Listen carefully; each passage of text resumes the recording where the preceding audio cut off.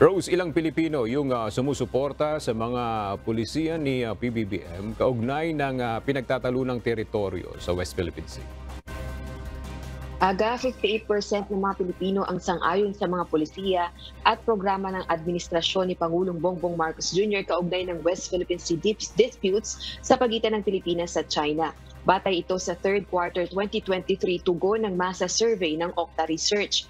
Isinagawa ito mula September 30 hanggang October 4, 2023 sa pamamagitan ng panayam sa 1,200 respondents. Mas mataas ito ng 15% sa 43% na naitala sa second quarter survey ng Okta Research noong July 2023. Pinakamataas ang antas ng pagsang-ayon sa Metro Manila, samantalang pinakamababa naman sa Visayas at Mindanao.